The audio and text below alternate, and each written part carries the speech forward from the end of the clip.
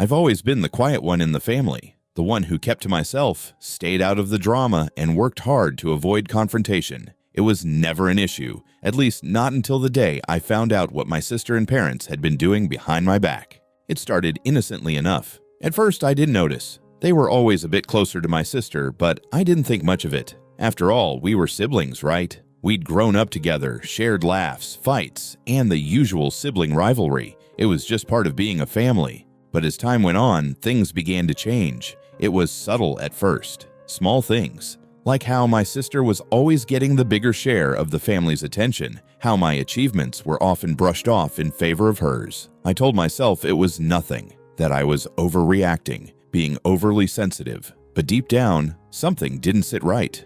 The tipping point came when my parents sold my childhood home. It was sudden, out of nowhere, and when I asked them why, they just shrugged it off like it was no big deal. But something felt off. Something didn't add up. It wasn't until I stumbled across a few financial records that everything clicked into place. I saw the transactions. I saw how my parents had been siphoning money into accounts that didn't belong to them, all while pretending everything was fine. And my sister, she was in on it. They'd been taking everything from me, my inheritance, my share of the family home, and what should have been mine. For years, they'd been quietly plotting, assuming I wouldn't notice, thinking they'd get away with it. That's when it hit me. I wasn't just going to sit back and let them do this. Not anymore. Growing up, my family was always a little unconventional. My parents were both hardworking, but their focus was often more on keeping up appearances than actually connecting with us as kids. My sister, being the older one, naturally became the apple of their eye. I guess it didn't help that she was the loud, outgoing type, always in the center of attention, while I was content with my books and quiet hobbies. At first, I didn't mind it. Being the quiet one had its perks. I stayed out of trouble, avoided the chaos, and found solace in my own space. My sister, on the other hand, always seemed to have it easier. She got the new clothes, the fancier birthday parties, and whenever there was a family event, she was the one everyone flocked to.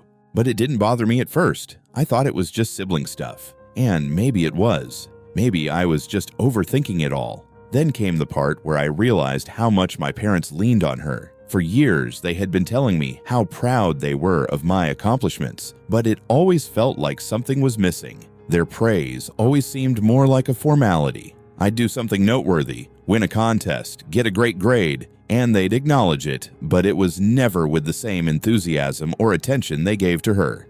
She was the one who got the scholarships. She was the one who went on the family vacations, the one who seemed to be in the in crowd. I kept telling myself I wasn't jealous, that I was just happy for her, but deep down, I couldn't ignore the feelings of being overlooked and ignored. Things took a turn when I was in my late teens. I started working at a part-time job to help pay for college. That's when I noticed how much I was left out of the family decisions. I wasn't consulted when they decided on renovations to the house, which was something I had always been close to. My childhood bedroom, the one space I had called my own, was suddenly being turned into a guest room. No one told me. No one asked. It felt like a slap in the face, but still, I brushed it off. It wasn't a big deal, right? They were just updating the house. But in the back of my mind, I began to wonder why I wasn't part of these decisions, why my opinion didn't seem to matter anymore. As I got older, I moved away to college, got a small apartment, and started building my life independently. But every time I came home, it was the same routine. My sister would be there, all smiles, cozy, and comfortable in the house, while I felt like a stranger in my own home. The final blow came when my father fell ill. The family came together, of course, but it felt more like a reunion for them, and a formality for me. I did what I could, helped out when I was needed, but I couldn't shake the feeling that my presence wasn't truly valued. Then my father's passing hit hard, not just because of the grief, but because of the way my family handled it. My sister naturally took charge. She was always the one to make the decisions, always the one to be at the front of everything. And I just went along with it. I thought it was just how things were supposed to be. But this time it felt different. This time I began to realize how much of the family's legacy, and even my father's final wishes, were being quietly manipulated behind closed doors. It wasn't until after the funeral that everything came crashing down. I was going through some of my father's papers when I found something. something that made everything snap into place.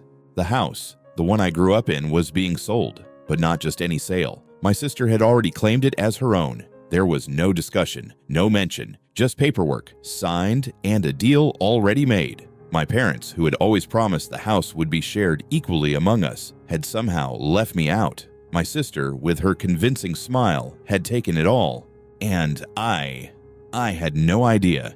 It was the betrayal I had been feeling for years, but now it was real.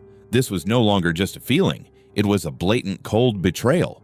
At first, I was in shock. I didn't want to believe it. I had to be wrong. There had to be some explanation, some paperwork, something that would show I had been included in this decision. I spent hours going through every document I could find, hoping to find something that would give me an out, something that would reveal my parents had made a mistake. But there was nothing. My sister's name was on everything. The house was hers. I had been completely excluded. My share of the inheritance, the house I had grown up in, the one place that was supposed to be our family's legacy, it was gone. As the days passed, anger started to replace the shock. This wasn't a mistake. It wasn't an accident. My sister had been planning this for years. And what hurt the most was how my parents had been complicit in it all. They knew what she was doing, and they didn't care. They had been favoring her for as long as I could remember, and this was just the culmination of everything. I knew I had to do something. I couldn't just sit back and let them take everything from me. But what could I do?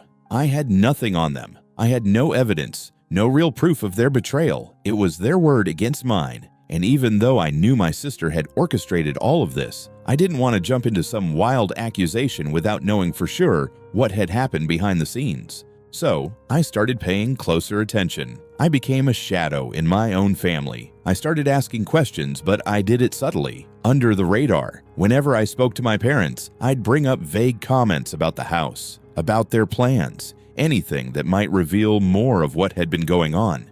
And then, one day, I overheard something. I was sitting in the living room when my sister and my mother began discussing something. Nothing out of the ordinary at first, but as I listened closer, I realized they were talking about the house, the property, and how they had made sure the sale would go through. The language they were using wasn't just casual conversation, it was calculated, cold, as if they were preparing to cut me out of something they knew I would want. They were talking about how easy it had been to manipulate the paperwork, how they'd gotten me to sign away my share without even knowing it. That was the moment I realized my family had been playing me for years.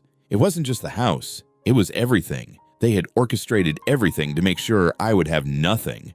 But the worst part, my sister wasn't even trying to hide it. She was smug. She didn't care. She thought she had won. She thought I wouldn't fight back. And that's when the idea came to me. If they thought they could take everything from me without consequence, they were wrong. I had one advantage they hadn't counted on: time. And the more I thought about it, the more I realized that if I played my cards right, I could turn the tables on them. So, I started my plan. I began gathering evidence. I knew there had to be more than just the house. There had to be more ways they had exploited me. I started digging through old financial records, looking for discrepancies. I began speaking to people who might have witnessed things, people who had been around the family but were always overlooked or ignored. And bit by bit, I found what I was looking for. My sister, Ever the Charmer, had made a mistake. She had underestimated me. She thought I was weak, that I wouldn't know what to do. But I was watching, and I was learning. I wasn't going to let them get away with this. The more I uncovered, the clearer it became. This wasn't just about a house. This was about everything they had stolen from me, and they were going to pay for it. It was time. I had everything I needed, every piece of evidence, every shady transaction, every lie carefully documented. My sister thought she had outsmarted me. She thought she had secured everything for herself and would sail through life without any consequence. Well, she was wrong. I had spent weeks preparing, gathering witnesses, getting everything in order, but the real clincher came when I managed to get my hands on a piece of crucial evidence, something that would expose my sister's underhanded actions once and for all. A set of bank records showed clear evidence of financial manipulation, money moved around, accounts opened in my name, and signatures that weren't mine. She had stolen from me in ways I hadn't even fully realized at first, but I wasn't going to confront her alone. I needed to show my family exactly what had been happening behind closed doors. I invited my parents and sister to a family meeting. It was time to confront them face to face, to make them see the betrayal they had tried so hard to hide. The night of the meeting arrived. My sister, as usual, was brimming with confidence. She walked into the room with that smug, knowing smile, as though nothing could ever touch her. My parents, oblivious as always, were ready to support her. After all, she was the golden child. I was the quiet one, the one who had always been overlooked. I could see the way they looked at me, dismissive and indifferent. But I didn't care anymore. This time, it was my turn. I started with small talk, nothing too aggressive. I acted like I was just here to settle some old family business, to catch up on things. But as I spoke, I slowly began to drop the bombshells. First, I revealed the financial records. I watched as my sister's face changed when she realized what I was holding. She tried to act like she wasn't worried, but her eyes flickered for just a moment. That's when I knew I had her. Next, I went into the paperwork about the house. I revealed how she had secretly transferred the ownership, how my parents had signed everything away without consulting me. I showed them the signatures that weren't mine. I let them know exactly how they had manipulated everything to cut me out and secure the property for themselves. My sister at first tried to deny everything. She laughed nervously, claiming that it was all a misunderstanding, that I was just overreacting. But the evidence didn't lie. The witnesses I had gathered, people who had seen the shady deals going on, were called in. They confirmed everything. There was no escape for her. But the real kicker came when I confronted my parents. They tried to defend themselves, blaming the situation on bad decisions and miscommunications. But I knew the truth. They had been complicit in everything. They had stood by as my sister systematically took everything from me. It was hard to watch, their excuses, their pathetic attempts to defend their actions, but I didn't care. I had waited too long for this moment. In the end, it wasn't about the house anymore. It wasn't about money or possessions. It was about power, about taking back control from the people who thought they could walk all over me. I let the silence fill the room. My sister, now completely exposed, stood frozen. My parents, realizing what they had done, were scrambling to come up with something, anything, to fix the mess they had created. But it was too late. They had lost everything. My sister's empire crumbled before her eyes. She had thought she had it all figured out, that she had the perfect plan. But it had all come crashing down in an instant. I watched her plead, her once confident demeanor shattered as she realized the full weight of her betrayal. She begged for forgiveness, tried to justify her actions, but it was too late. The damage was done. The truth had been exposed. And as I stood there, holding all the power, I couldn't help but feel a rush of satisfaction. I had taken everything back. I had turned the tables, and I had won. The aftermath was nothing short of chaotic. My sister, once so confident in her position, was now scrambling to salvage whatever little was left. The power that she thought she held, the house, the money, the influence, it all slipped through her fingers as quickly as it had come. She tried to convince me to settle, to come to some kind of agreement, but there was nothing left for her to take. I had already won, and she knew it. My parents, they weren't much better. At first, they tried to play the victim, telling me that they didn't understand the consequences of their actions. They insisted that they had done what they thought was best for the family, but I saw right through it. They were trying to protect themselves. They realized how badly they had messed up, but by then, it was too late to fix anything. The trust had been shattered beyond repair. I didn't let them off the hook. I made it clear that they would face the consequences of their choices. I wanted them to understand the weight of their betrayal, the damage they had caused, not just to me, but to our family as a whole. But I wasn't interested in reconciliation anymore. I was done with them. I had finally taken control of my life, and I wasn't going to let them back into it. As for my sister, she tried to reach out a few times after everything went down. She sent me a few apologetic messages, begging for forgiveness and trying to reason with me, but I didn't want to hear it. She had already shown me who she really was. She had taken everything from me, manipulated my parents, and convinced them to leave me with nothing. I wasn't going to let her back into my life just because she suddenly realized what she had lost.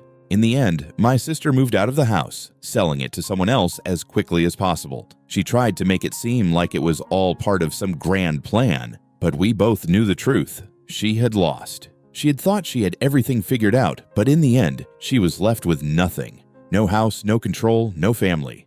And me? I moved on, much stronger than before. I found a new place, one that was mine, not something I was simply handed or that someone else thought they could take from me. I didn't need to rely on anyone anymore. I had taken back what was mine, and I wasn't going to let anyone take it again. It was the beginning of something new, something better. I had learned the hard way that no one would give me what I deserved, but I had learned to fight for it, to take control when everything seemed lost. I wasn't the quiet one anymore. I wasn't the one who stayed out of the drama. I had fought back, and I had won. And as for my family, they would have to live with the consequences of their actions, because no matter how much they begged for forgiveness, they would never get it from me.